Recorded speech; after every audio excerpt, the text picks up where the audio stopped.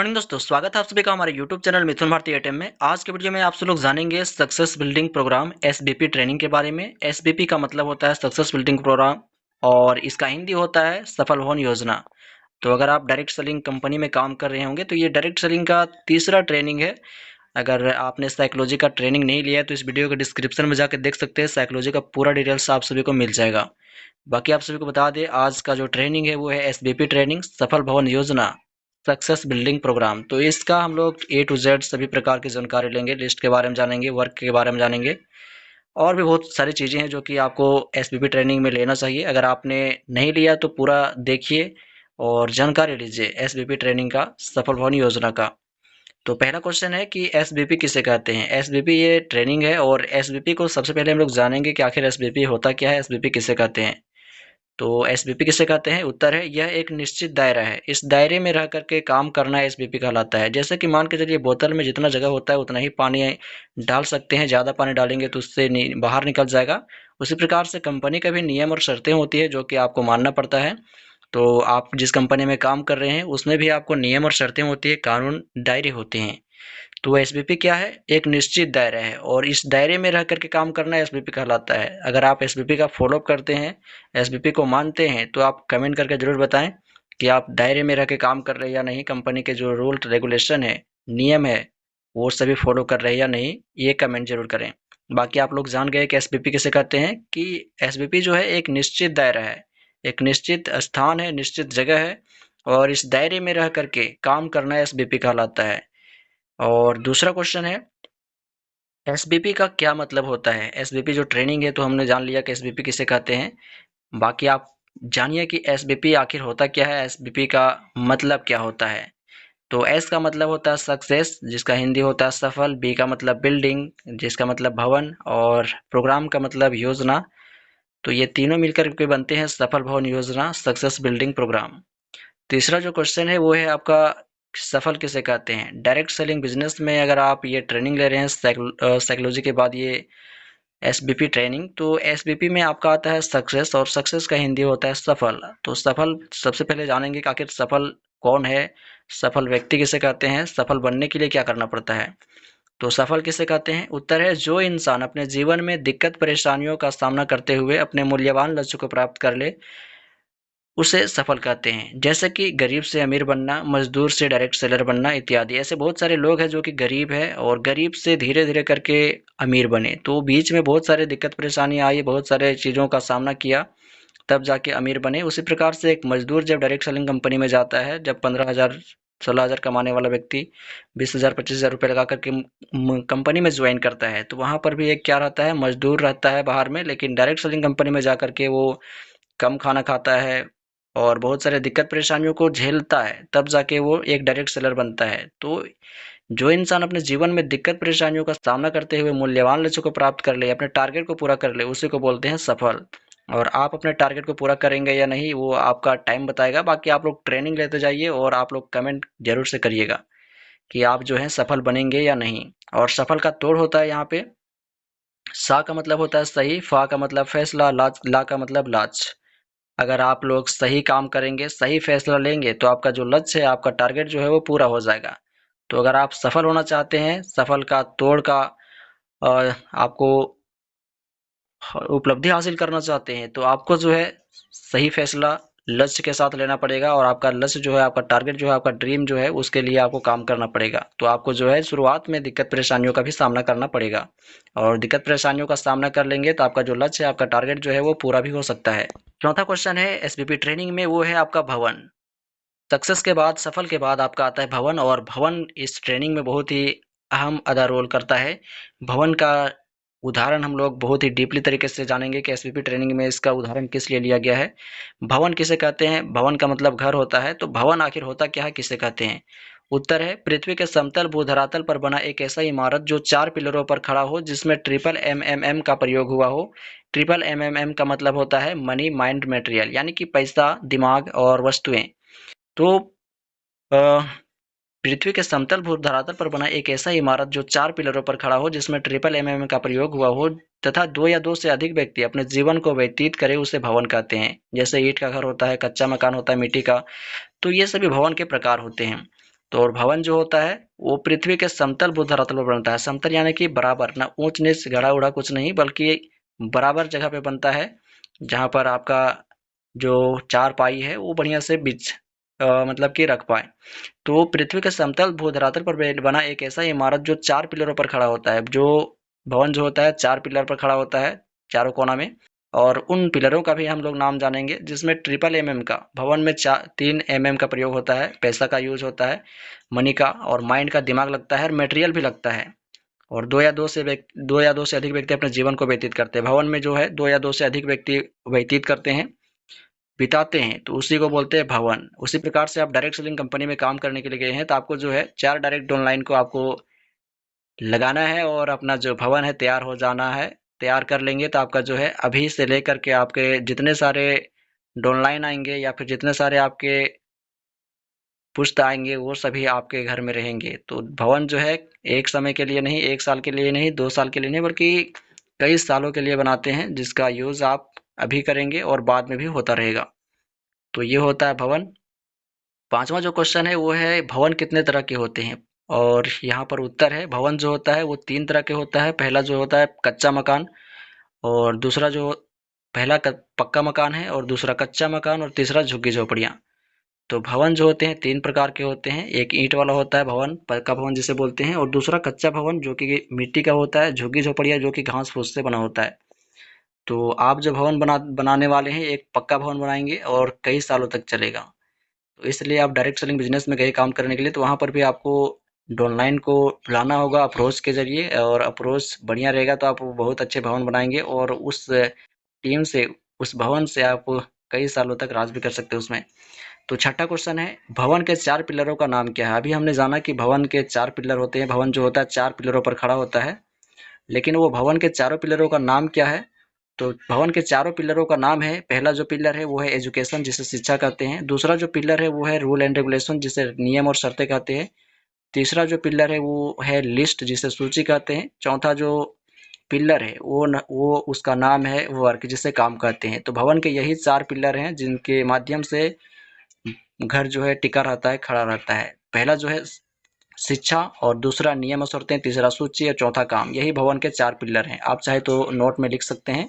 बाकी हम लोग बारीकी तरीके से जानेंगे भवन के 4 पिलरों को, कि शिक्षा किसे कहते हैं, नियम और शर्तें किसे कहते हैं, लिस्ट किसे कहते हैं, सूची किसे कहते हैं, और काम किसे कहते हैं, वर्क किसे कहते हैं। तो चलिए सबसे पहले हम लोग जानते हैं कि शिक्षा किसे कहते हैं, शिक्षा आखिर होता क्या है।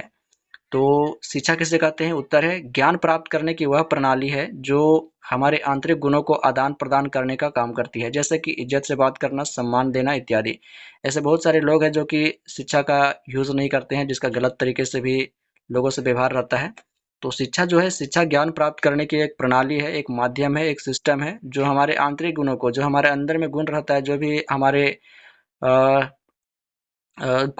शारीरिक गुण रहता है या फिर आंतरिक गुण रहता है, उन गुणों को एक दूसरे को देने और लेने का काम करती है। तो शिक्षा जो है एक प्रणाली है, ज्ञान प्राप्त करने की एक प्रणाली है, जो हमारे आंतरिक गुणों को एक दूसरे को बांटने और लेने देने का काम करती है, जैसे कि इज्जत से बात करना, सम्मान देना इत्यादि। ये है शिक्षा का मतलब।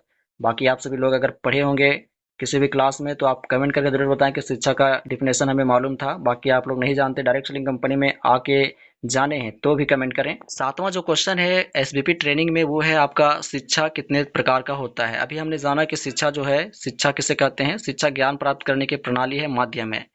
तो शिक्षा जो होता है वो 2 प्रकार का होता है। शिक्षा 2 प्रकार का होता है। पहला जो होता है वो औपचारिक शिक्षा, दूसरा जो शिक्षा होता है वो अनौपचारिक शिक्षा कहते हैं। तो यही 2 प्रकार का शिक्षा है, औपचारिक शिक्षा, अनौपचारिक शिक्षा। बाकी हम लोग जानेंगे अभी औपचारिक शिक्षा किसे कहते हैं, और साथ ही जानेंगे अनौपचारिक शिक्षा किसे कहते हैं। बाकी आप लोग वीडियो में बने रहें। इतना लंबे समय तक बने रहने के लिए बहुत ही धन्यवाद। और वीडियो में अभी आप लोग जानिएगा लिस्ट किसे कहते हैं, लिस्ट कैसे बनाएं, लिस्ट के कितने प्रकार है, और भी बहुत कुछ चीज़ें हैं जो कि आप लोग जानिएगा। तो वीडियो में बने रहें। तो सबसे पहले हम लोग जानेंगे शिक्षा के प्रकार में औपचारिक शिक्षा किसे कहते हैं, औपचारिक शिक्षा होता क्या है। तो उत्तर है जो शिक्षा स्कूल कॉलेज द्वारा प्राप्त होती है उसे औपचारिक शिक्षा कहते हैं। जैसे कि आपका, ऐसे हम लोग बोलते हैं बड़ों लोगों से आप, आपका, ऐसे इज्जत से बात करना, ये शिक्षा का उदाहरण है, ये शिक्षा का पहचान है कि हम लोग के बड़े को सम्मान कर रहे हैं, इज्जत दे रहे हैं। ये औपचारिक शिक्षा है। तो जो शिक्षा हमें स्कूल कॉलेज द्वारा प्राप्त होती है उसे कहते हैं औपचारिक शिक्षा। और अनौपचारिक शिक्षा समझ लीजिए, अनौपचारिक शिक्षा किसे कहते हैं, तो जो शिक्षा गांव समाज द्वारा प्राप्त होती है उसे अनौपचारिक शिक्षा कहते हैं, जैसे गाली गलौज करना, किसी का मजाक उड़ाना, तो ये होता है अनौपचारिक शिक्षा। तो शिक्षा का मतलब जान गए कि शिक्षा जो होता है क्या होता है। शिक्षा के दो प्रकार है, औपचारिक और अनौपचारिक शिक्षा। और औपचारिक शिक्षा किसे कहते हैं, अनौपचारिक शिक्षा किसे कहते हैं, वो भी जान लिया आप लोगों ने। बाकी 8वां क्वेश्चन है यहाँ पे कि शिक्षा हम कितने तरह से ग्रहण कर सकते हैं। शिक्षा तो दो प्रकार का होता है, औपचारिक अनौपचारिक, लेकिन शिक्षा हम लेंगे अपने अंदर ग्रहण करेंगे तो कितने तरह से ग्रहण कर सकते हैं। तो यहाँ पर देख सकते हैं शिक्षा हम लोग 3 तरह से ग्रहण कर सकते हैं, अपने अंदर ले सकते हैं। प्राथमिक शिक्षा के माध्यम से, जो क्लास 1 से लेकर 5 तक होता है, 1 से लेकर 5 तक क्लास को बोलते हैं प्राथमिक शिक्षा। और दूसरा जो शिक्षा होता है वो होता है माध्यमिक शिक्षा, जो कि क्लास 5 से लेकर 8 तक होता है, इसको बोलते हैं माध्यमिक शिक्षा। और तीसरा जो शिक्षा होता है वो होता है उच्च स्तरीय का शिक्षा, जो क्लास 8 से लेकर के आगे तक होता है, यानी कि 8 से आगे जितना भी पढ़िएगा वो होगा आपका हाई क्लास, उच्च स्तरीय का शिक्षा। तो आप शिक्षा जो है 3 तरह से ग्रहण कर सकते हैं, प्राथमिक शिक्षा, माध्यमिक शिक्षा और उच्च स्तरीय शिक्षा। अब यहाँ पे दूसरा जो पॉइंट आता है, शिक्षा के बारे में हमने जान लिया, जो भवन का पहला पिलर था। और दूसरा अब जो पिलर है भवन का, घर का, वो है आपका नियम और शर्तें। तो नियम और शर्तें किसे कहते हैं वो भी जान लेते हैं अभी। नियम और शर्तें किसे कहते हैं, उत्तर है कंपनी द्वारा चलाए गए दिशा निर्देश को नियम और शर्तें कहते हैं। जैसे कंपनी में हम लोग काम करने के लिए गए हैं, डायरेक्ट सेलिंग कंपनी में, वहाँ पर जो भी नियम और शर्तें हैं, जो भी नियम और कानून है, जिसके माध्यम से हमें चलना पड़ता है, काम करना पड़ता है, तो ये होता है नियम और शर्तें। तो कंपनी द्वारा चलाए गए दिशा निर्देश को नियम और शर्तें कहते हैं, जैसे कि काम क्या है, कैसे करना है, इत्यादि। तो नियम और शर्तें समझ गए, कंपनी में जो भी नियम और शर्तें होती है उसको ही बोलते हैं मतलब जो भी कंपनी में रूल एंड रेगुलेशन होते हैं, दिशा निर्देश दिया जाता है कंपनी के हेड, मतलब कि ओनर द्वारा, डायरेक्टर द्वारा, तो उसको ही बोलते हैं नियम और शर्तें, रूल एंड रेगुलेशन। बाकी 9वां क्वेश्चन है, डायरेक्ट सेलिंग में कितने तरह के नियम और शर्तें होती है। नियम और शर्तें हमने जाना कि नियम और शर्तें किसे कहते हैं। बाकी डायरेक्ट सेलिंग में अगर आप काम करने के लिए गए हैं तो वहां पर आपको 4 तरह के नियम और शर्तें देखने के लिए मिलते हैं, 4 तरह के रूल एंड रेगुलेशन होते हैं। पहला जो रूल होता है, पहला जो नियम होता है वो है आपका रूम का नियम। दूसरा जो नियम है रोड का नियम। तीसरा नियम सेंटर का नियम। चौथा जो नियम है वो ऑफिस का नियम है। यही 4 नियम होते हैं डायरेक्ट सेलिंग कंपनी में। और रूम का नियम क्या होता है, रोड का नियम क्या होता है, सेंटर का नियम क्या होता है, वो भी जान लेंगे अभी। तो सबसे पहले हम लोग जानते हैं कि आखिर रूम का नियम क्या है, रूम में हमें क्या करना पड़ता है, कैसे रहना पड़ता है। तो पहला है, रूम का नियम में पहला पॉइंट है कि सुबह जल्दी उठना चाहिए। अगर आप रूम में रहते हैं, डायरेक्ट सेलिंग कंपनी में गए काम करने के लिए, तो सुबह जल्दी उठना चाहिए। और दूसरा में जो है सभी से हाथ मिलाना चाहिए, जिससे भी आप पहले मिले उनसे हाथ मिलाना चाहिए, गुड मॉर्निंग बोलना चाहिए, सीनियर्स का सम्मान करना चाहिए, जो भी सीनियर्स है उनको गुड मॉर्निंग बोलना चाहिए, या फिर जो भी ऑनलाइन है उसको भी गुड मॉर्निंग बोलना चाहिए, हाथ मिलाना चाहिए। और पांचवा, रूम में जब भी रहे तो मोबाइल का यूज और शोर शराबा कम करना चाहिए। अगर आप रूम में रह रहे हैं तो बहुत सारे ऐसे लोग होते हैं जो कि साइड लाइन से आए रहते हैं या फिर दूसरे टीम से रहते हैं, जो कि आपके बगल रूम में ही रहते हैं, तो ज़्यादा शोर करेंगे तो उनको डिस्टर्ब हो सकता है। इसलिए मोबाइल का ज़्यादा शोर में यूज़ नहीं करना है और ज़्यादा यूज़ भी नहीं करना है। अपने ट्रेनिंग, अपने कंपनी के बारे में जानकारी लेनी है, प्रोडक्ट्स के बारे में जानकारी लेनी है। ज़्यादा शोर शराबा भी नहीं करना है रूम के अंदर। तंबाकू का सेवन, तंबाकू का इस्तेमाल नहीं करना है। खैनी, गुटखा, पान, कोई भी चीज़ों का आप रूम में यूज़ नहीं करेंगे, क्योंकि यूज़ करेंगे तो आपके डाउनलाइन के ऊपर, आपके अपलाइन के ऊपर, या फिर आपके साइड लाइन में जो भी होंगे उनके ऊपर दुष्प्रभाव पड़ सकता है। तो इसलिए रूम में तंबाकू का सेवन नहीं करना है। सातवां में ट्रेनिंग का रिवाइजिंग करना है। रूम में जब भी आप रहे तो जो भी ट्रेनिंग सेंटर में ट्रेनिंग दी जाती है उस ट्रेनिंग को आपको दोबारा रिपीट करना पड़ता है अपने रूम में, तो रिवाइजिंग जरूर करें अपने रूम में आकर के। तो ये होते हैं रूम के नियम, जो कि हर डायरेक्ट सेलिंग कंपनी में यही फॉलो करना होता है, जिससे रूम में किसी प्रकार का कोई गलत एक्टिविटी ना हो सके। दूसरा जो नियम है डायरेक्ट सेलिंग में वो है आपका रोड का नियम। और रोड का नियम में आपको क्या करना पड़ता है, पहला में है हमेशा अपनी बाईं ओर चलना चाहिए, रोड में जब भी चले अपने बाईं ओर चलना चाहिए। दूसरा में मोबाइल या हेडफोन का इस्तेमाल नहीं करना चाहिए, क्योंकि मोबाइल और हेडफोन का इस्तेमाल करेंगे तो आपका जो मोबाइल है वो कोई व्यक्ति बाइक से अगर ले भी जाता है तो आप उसको ले नहीं पाते हैं। तो मोबाइल का इस्तेमाल नहीं करना चाहिए। दूसरों को ताक झाक नहीं करना चाहिए, जो भी इधर उधर घर में रहे होंगे उससे ताक झाक नहीं करना चाहिए, जिससे आपको परेशानी हो, आपके अपलाइन, अपने आपके सीनियर अपलाइन को परेशानी हो। तो ज़्यादा ताक झाक नहीं करना चाहिए, सीनियर से बहसबाजी नहीं करना चाहिए। रोड पार करते समय या रोड में जब भी चल रहे हो आपने सीनियर से बहसबाजी नहीं करना चाहिए, इज्जत से साथ में चल करके रूम आना चाहिए। सड़क पार करते समय अपने चारों ओर देख लेना चाहिए। जब भी आप सड़क पार करें, रोड पार करें, अपने चारों ओर देख लेना चाहिए, ताकि आपको किसी प्रकार का कोई चोट घाट या आपके साथ दुर्घटना ना हो। तो ये होता है रोड का नियम, जो कि आपको डायरेक्ट सेलिंग कंपनी में रहेंगे तो आपको फॉलो करना होता है। बाकी तीसरा जो नियम है डायरेक्ट सेलिंग में वो है आपका सेंटर का नियम। और सेंटर का नियम क्या होता है, सेंटर का नियम में आपको जो है पहला पॉइंट है कि समय से 15 मिनट पहले जाना चाहिए। सेंटर में अगर 15 मिनट पहले जाएंगे तो आपका अपना जो इंट्रोडक्शन है, परिचय है, अपने सीनियर से या फिर साइड से सीनियर जिनको आप नहीं जानते उनसे मिल करके अपने पहचान, अपनी जानकारी शेयर कर सकते हैं। तो सेंटर 15 मिनट पहले जाना चाहिए। दूसरा में अपना परिचय देना चाहिए। जो भी अपना परिचय है वो डेली पर डे देना चाहिए, हर दिन, ताकि आपका डर जो है वो दूर भाग जाए। तीसरा जो सीनियर से हाथ मिलाना चाहिए। जो भी आपका सीनियर है उससे हाथ मिलाना चाहिए। और चौथा में ताक झाक नहीं करना चाहिए। जब भी आपका ट्रेनिंग होता है या मीटिंग होता है, किसी प्रकार का कोई भी बातें चल रही होती है, ज़्यादा ताक झाक नहीं करना चाहिए, क्योंकि आपका माइंड जो है डिस्टर्ब हो जाएगा और आपका जो जानकारी मिलने वाला था वो नहीं मिल पाएगा। पांचवा में है मोबाइल का इस्तेमाल नहीं करना है। ट्रेनिंग सेंटर में जब भी रहे तो मोबाइल फ़ोन का इस्तेमाल नहीं करना चाहिए, क्योंकि मोबाइल फ़ोन इस्तेमाल करेंगे तो आपका ध्यान भटक जाएगा, कंपनी की जानकारी नहीं ले पाएंगे। छठा जो पॉइंट है जो सेंटर में आपको नहीं करना चाहिए वो है तंबाकू का सेवन नहीं करना चाहिए। बहुत सारे ऐसे लोग होते हैं जो कि तालियां बजाते समय खैनी, गुटखा, ऐसे बहुत सारी चीज़ों का, नशीले पदार्थों का यूज़ कर लेते हैं, तो ऐसे नहीं करना चाहिए। तो सेंटर में ये सभी जानकारी भी अ, होना चाहिए आपको, कि क्या करना चाहिए, नहीं करना चाहिए। तो सेंटर में ये गलती एक्टिविटी नहीं करना चाहिए। चौथा जो आपका नियम है, जो कि डायरेक्ट सेलिंग का नियम है, वो है आपका ऑफिस का नियम। और ऑफिस में क्या करना चाहिए, ऑफिस जो है आधा घंटा पहले जाना चाहिए। आधा घंटा पहले जाएंगे तो जो भी डॉक्यूमेंट छूटा रहेगा वो ले आ पाएंगे। सारा डॉक्यूमेंट ले जाना चाहिए। रूम से निकलते वक्त ही आप देख लीजिए कि हमारा सारा डॉक्यूमेंट जो भी है, फोटो, पैन कार्ड, आधार कार्ड, पासबुक, ये सभी हमारे पास अवेलेबल होना चाहिए जब भी आप रूम से निकले ऑफिस के लिए। तो ऑफिस के नियम में यही है कि आधा घंटा पहले जाना चाहिए, सारा डॉक्यूमेंट लेकर जाना चाहिए। तीसरा पॉइंट है ऑफिस के नियम में, वो है आपका अपना और अपने गेस्ट का फ़ोन बंद कर लेना चाहिए। जब भी आप मतलब कि ज्वाइनिंग के लिए जाएंगे ऑफिस, तो ऑफिस जाते समय अपने गेस्ट का, अपने फ़ोन का जो वाइब्रेशन या फिर साइलेंट है वो कर लेना चाहिए, ताकि किसी प्रकार का डिस्टर्ब ना हो बीच में। तंबाकू का सेवन करके नहीं जाना चाहिए ऑफिस में, ताकि आप सही से बोल पाए। बीईसी हॉल में बैठाना चाहिए। जो भी आपका गेस्ट है उस गेस्ट को बीईसी हॉल में बैठाना चाहिए। किसी प्रकार का कोई गलत एक्टिविटी नहीं करना चाहिए। किसी भी सामान को बिना पूछे छुए नहीं। ये ऑफिस का नियम है। ऑफिस में जाएंगे तो आपको बिना पूछे किसी भी सामान को छूना नहीं है।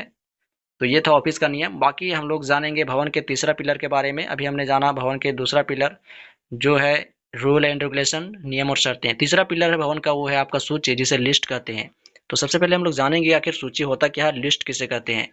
तो उत्तर है किसी कोरे कागज पर किसी व्यक्ति, वस्तु या स्थान का नाम क्रमबद्ध तरीके से सजा धजा कर लिखना लिस्ट कहलाता है। जैसे कि हम लोग किसी सफेद कागज पर, व्हाइट पेपर पर हम लोग किसी व्यक्ति, वस्तु या स्थान का नाम लिखते हैं क्रमबद्ध तरीके से, यानी कि सीरियल नंबर से। तो सजा धजा कर जो भी हम लोग लिखते हैं, चाहे व्यक्ति का नाम हो, वस्तु का नाम हो, स्थान का नाम हो, तो उसको ही बोलते हैं लिस्ट, उसको ही बोलते हैं सूची। किसी कोरे कागज पर किसी व्यक्ति, वस्तु या स्थान का नाम क्रमबद्ध तरीके से सजा धजा कर लिखना लिस्ट कहलाता है। जैसे कि राशन का लिस्ट बनाते हैं तो हम लोग सीरियल बाय सीरियल लिखते हैं। लोगों का लिस्ट बनाते हैं तो उनका नाम से पहले नंबर्स लिखते हैं, कौन से नंबर में आता है इसका नाम। तो ये होता है लिस्ट, सूची। और डायरेक्ट सेलिंग में भी आपको लिस्ट बनाना पड़ता है 100 लोगों का। कैसे बनाना है वो बताएंगे अभी। बाकी आप लोग को लिस्ट के बारे में और भी जानकारी दे देते हैं, कि आखिर 11 क्वेश्चन है कि लिस्ट कितने प्रकार का होता है। लिस्ट कितने प्रकार का होता है ये भी जान लेंगे। तो अभी हमने जाना कि लिस्ट किसे कहते हैं, उसके बाद हम लोग जानेंगे लिस्ट जो है कितने प्रकार का होता है। तो उत्तर है 2 प्रकार का। लिस्ट 2 प्रकार का होता है। पहला जो लिस्ट है वो है साधारण लिस्ट, दूसरा जो लिस्ट है वो है महत्वपूर्ण लिस्ट। तो बारीकी तरीके से हम लोग जानेंगे कि आखिर साधारण लिस्ट किसे कहते हैं, महत्वपूर्ण लिस्ट किसे कहते हैं। तो पहला हम लोग बात करेंगे साधारण लिस्ट के बारे में, कि साधारण लिस्ट किसे कहते हैं। तो उत्तर है जो लिस्ट हम आज बनाएं और आज ही खत्म हो जाए उसे साधारण लिस्ट कहते हैं। जैसे कि खाने का लिस्ट, सामान का लिस्ट। जैसे कि हम लोग सामान कोई लेने जाते हैं, अगर भूल जाते हैं, भूलने का आदत है हमें, तो सामान का लिस्ट बना लेते हैं कि ये सामान लेना है और हमें आज ही यूज करना है। तो उन सारी लिस्ट को बोलते हैं, उन सारी चीजों के लिस्ट को हम बोलेंगे साधारण लिस्ट। जो चीज हम आज ही खत्म कर देंगे, जिसका लिस्ट हमने आज बनाया और आज ले आ करके आज ही खत्म कर देंगे, तो उसको बोलते हैं साधारण लिस्ट। और डायरेक्ट सेलिंग कंपनी में गए हैं तो आपको जो है साधारण लिस्ट नहीं बल्कि महत्वपूर्ण लिस्ट बनाना पड़ेगा। महत्वपूर्ण लिस्ट क्या होता है वो जानेंगे। आपने जान लिया साधारण लिस्ट कहते हैं किसे कहते हैं, जो लिस्ट हम आज बनाए और आज ही खत्म हो जाए उसको बोलते हैं साधारण लिस्ट। दूसरा जो लिस्ट है वो है आपका महत्वपूर्ण लिस्ट। और महत्वपूर्ण लिस्ट किसे कहते हैं, जो लिस्ट हम आज बनाए और भविष्य तक काम आए उसे महत्वपूर्ण लिस्ट कहते हैं। जैसे कि आधार कार्ड, राशन कार्ड।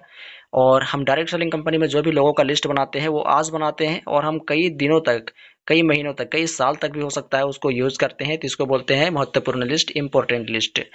तो आपने कितने लोगों का लिस्ट बनाया वो जरूर से कमेंट करें, ताकि मैं आप सभी को बताऊं कि और अधिक, मतलब कि 100 लोगों से भी अधिक लोगों का लिस्ट कैसे बनाते हैं वो बताऊंगा। तो कमेंट करके बताएं कि आपने कितने लोगों का लिस्ट बनाए हैं। तो जो लिस्ट हम आज बनाए और भविष्य तक काम आता है उसको बोलते हैं महत्वपूर्ण लिस्ट। और जो भी आपने लोगों का लिस्ट बनाया है वो आज बनाए हैं लेकिन भविष्य तक काम देगा, आने वाले समय में काम देगा, तो उसको बोलते हैं महत्वपूर्ण लिस्ट। और डायरेक्ट सेलिंग में आप जो है महत्वपूर्ण लिस्ट बनाइएगा। और 12 जो क्वेश्चन है वो है आपका, लिस्ट को कितने भागों में तोड़ा गया है। यहाँ पर थोड़ा है पर तोड़ा गया है, लिस्ट को कितने भागों में तोड़ा गया है, तो उत्तर है 4 भागों में। लिस्ट को 4 भागों में तोड़ा गया है। पहला जो भाग है वो है आपका हॉट मार्केट, यानी कि 100% वाला व्यक्ति। दूसरा जो भाग है वो है आपका वार्म मार्केट, यानी कि 50% वाला व्यक्ति।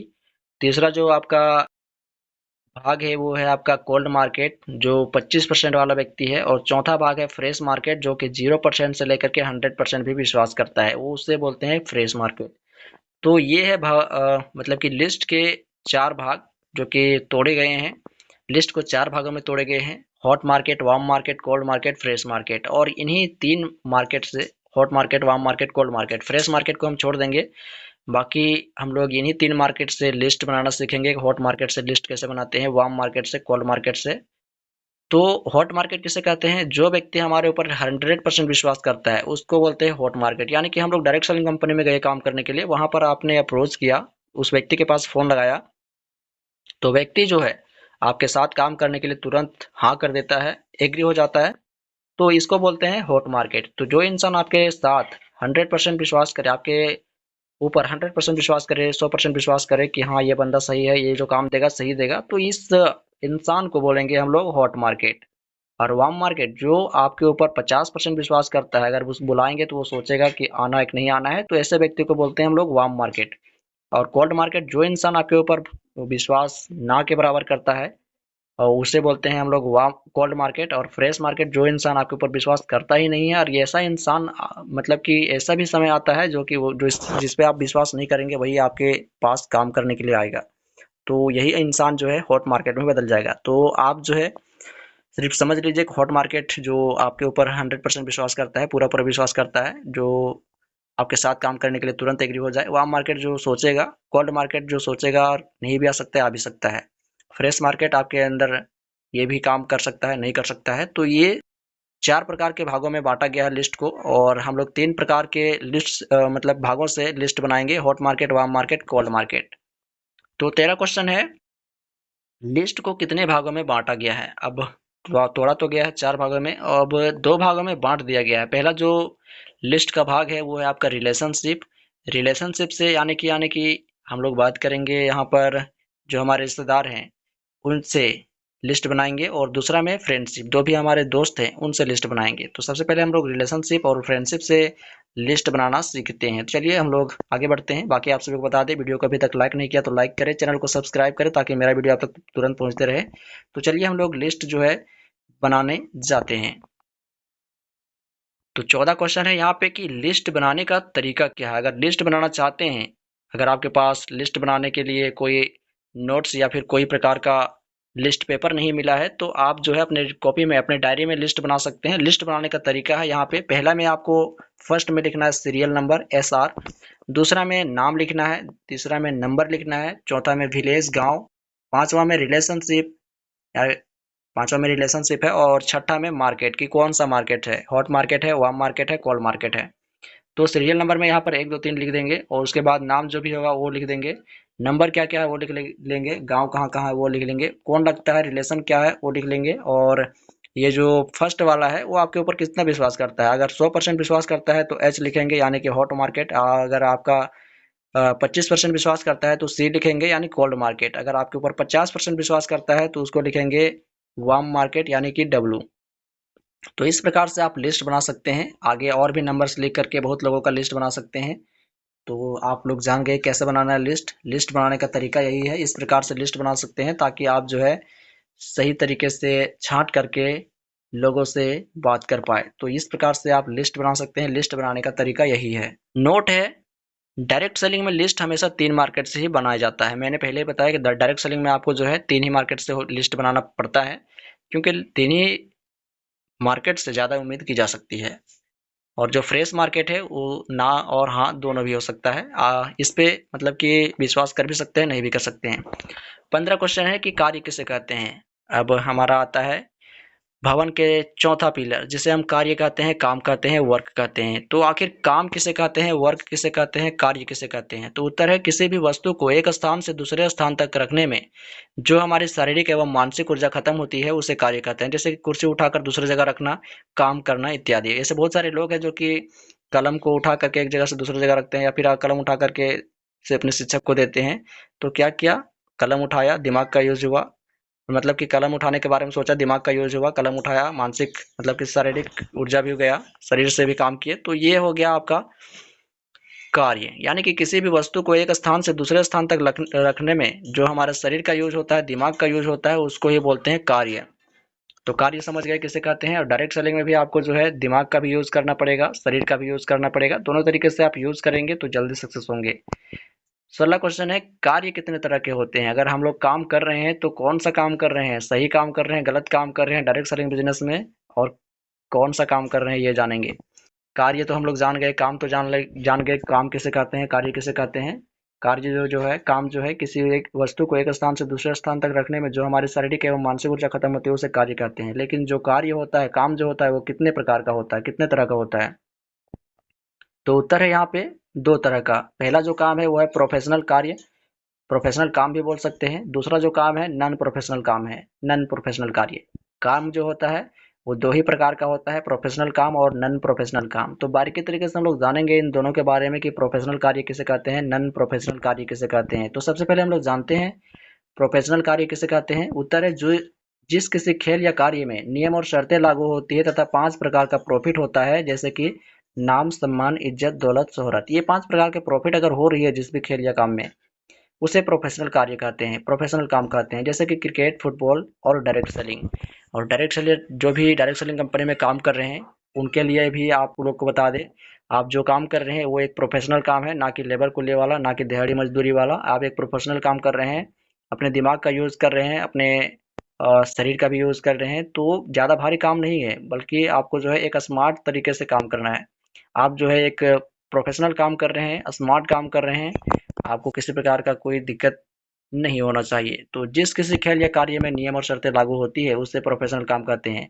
जैसे कि आप लोग काम कर रहे हैं तो आपका नाम होगा, सम्मान देंगे लोग, इज्जत करेंगे, दौलत होगा, आपके पास पैसे रहेंगे, और शोहरत, आप जो है छाप छोड़ देंगे। आपका नॉमिनी फैसिलिटी के माध्यम से वहाँ पर दूसरे लोगों के नाम पे आपका लेबर, आपका इनकम ट्रांसफर हो जाएगा, और उससे भी यानी कि 7-8 पुश्त जो है आपके आने वाले पीढ़ियाँ जो है खाएंगी।